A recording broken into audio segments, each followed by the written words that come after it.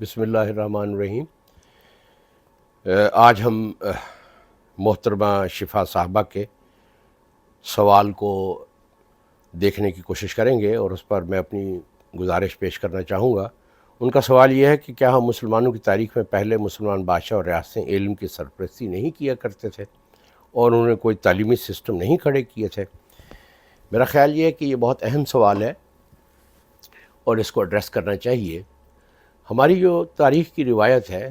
اس میں جو تعلیم کا نظام تھا، یہ جس طریقے سے تعلیم دی جاتی تھی، اس میں اور جدید تعلیم میں بہت زیادہ فرق ہے۔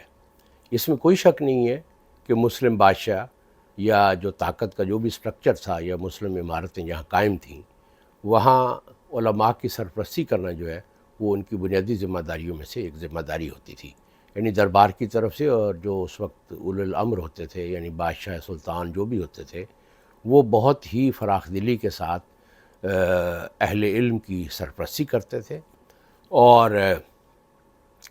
ان کے جو تمام معاشی جو ضرورتیں ہیں ان کو وہ پورا کرتے تھے۔ اور اس وقت جو تعلیم ہے جسے ہم جدید تعلیم کہتے ہیں، یہ اس تعلیم سے نوعی طور پر مختلف ہے۔ سرپرستی کرنے میں ریاست کے کوئی ایسے مطالبات شامل نہیں ہوتے تھے جو سیاسی اور معاشی نوعیت کے ہوں،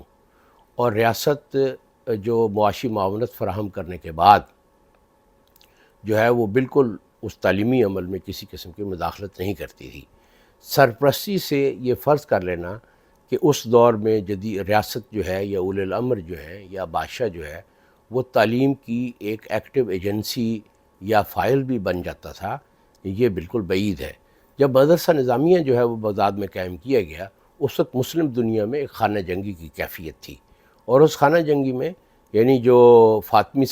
خلافت تھی مصر میں اور جو بغداد میں جو حکومت تھی، وہ آپس میں برسر پیکار تھے، اور یہ جو جنگ ہے یہ یہاں بر صغیر سے لے کر وہ افریقہ تک پھیلی ہوئی تھی۔ اس میں فاطمی خلافت میں اور بغداد کی جو سنی خلافت تھی اس میں ایک طرح کی سول وار چل رہی تھی۔ تو اس میں چونکہ ان کے علمی وسائل بھی بہت زیادہ تھے، فاطمی جو خلافت تھی، الازہر کا قیام بھی فاطمی جنرل نے ہی کیا تھا، اور اس ضرورت کو پیش نظر رکھتے ہوئے اور اس چیلنج کا سامنا کرتے ہوئے مدرسہ نظامیہ کی جب بغداد میں بنیاد رکھی گئی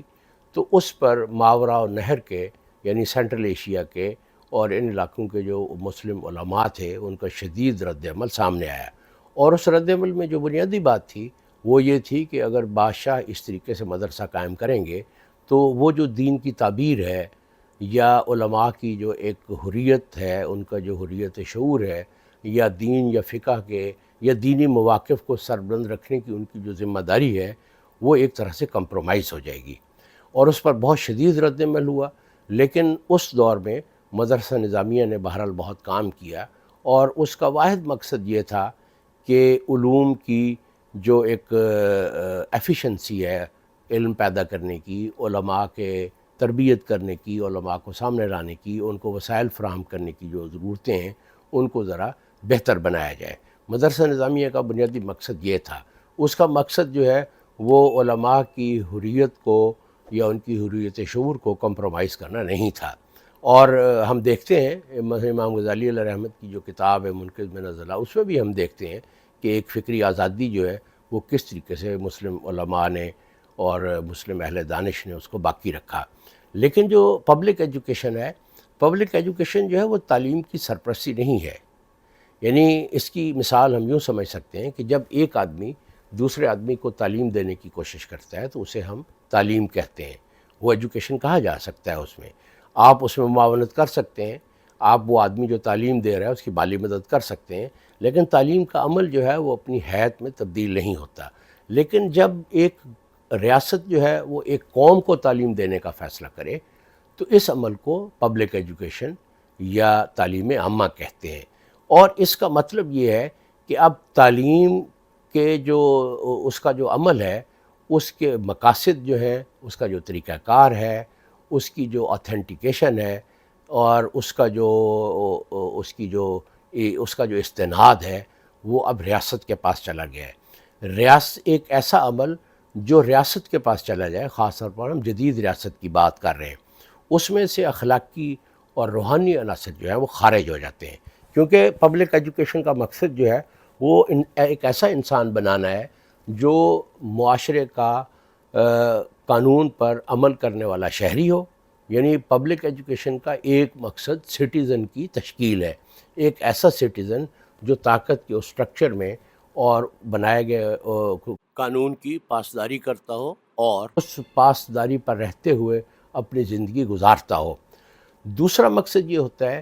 کہ یعنی کہ جو پبلک ایجوکیشن ہے وہ انسان کو ایک سیاسی پہلو سے اور ایک معاشی پہلو سے اس کی جدید تشکیل کرتی ہے. سیاسی پہلو سے وہ قانون پر عمل کرنے والا شہری ہو، اور معاشی اعتبار سے وہ ایک ہنرمند اور جو پروڈکٹیو پروسیس ہے معیشت کا اس میں ایک ہنرمند فرد کے طور پر شریک ہونے کی اہلیت کا حامل ہو. یہ دو مقاصد ہوتے ہیں پبلک ایجوکیشن کے. پبلک ایجوکیشن جو ہے یا تعلیم عامہ جو ہے وہ کوئی اخلاقی یا روحانی مقاصد نہیں رکھتی. ہم دیکھ رہے ہیں کہ اس کے نتائج پچھلے 200 سال میں جدید تعلیم کے جو سامنے آئے ہیں وہ اپنے نتائج دکھا چکی ہے، لیکن ہم پھر بھی ان نتائج کو قبول کرنے کے لیے تیار نہیں ہیں. تو اس میں میری گزارش یہ ہے کہ سرپرستی کرنا اور تعلیم کو اپنے ذمہ لے لینا یہ دو مختلف چیزیں ہیں. دیکھیں اس میں جو حتمی بات ہے وہ تھوڑی سی مشکل ہے، لیکن میں وہ عرض کیے دیتا ہوں کہ جو جدید تعلیم ہے یا پبلک ایجوکیشن ہے اس میں جو ایجنسی ہے، جو فعال ہیومن ایجنسی ہے وہ ریاست ہے. اور جب ایک ایجنسی کسی بھی پروسیس میں کسی بھی عمل میں فعال ہو تو وہ کسی متبادل ایجنسی کا وجود باقی نہیں رہنے دیتی. یعنی یہ ممکن نہیں رہتا کہ ایک ایسا عمل جس میں ریاست ایک فعال ایجنسی کے طور پر کام کر رہی ہے، اسی عمل میں کوئی دوسری شخصیت، کوئی دوسرا آدمی یا کوئی دوسری آرگنائزیشن جو ہے وہ ایک فعال ایجنسی کا کردار ادا کرے. یہ ممکن نہیں ہوتا.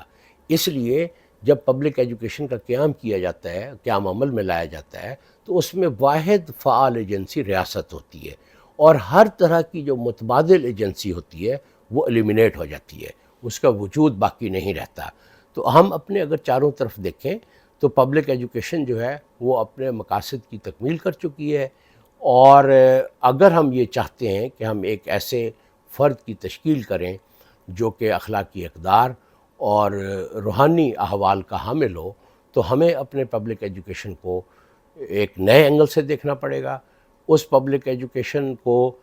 ایسے زاویے سے دیکھنا پڑے گا اور اس میں ایسی حیت کی تبدیلیاں یعنی سٹرکچر کی ایسی تبدیلیاں لانی پڑیں گی جس میں استاد کو ریسٹور کیا جائے. یعنی جب تک ہم اپنی ایجوکیشن کو کوئی ہیومن فیس دینے میں کامیاب نہیں ہوتے اس وقت تک ہم اخلاقی یا روحانی مقاصد جو ہے وہ حاصل نہیں کر سکتے. بہت شکریہ.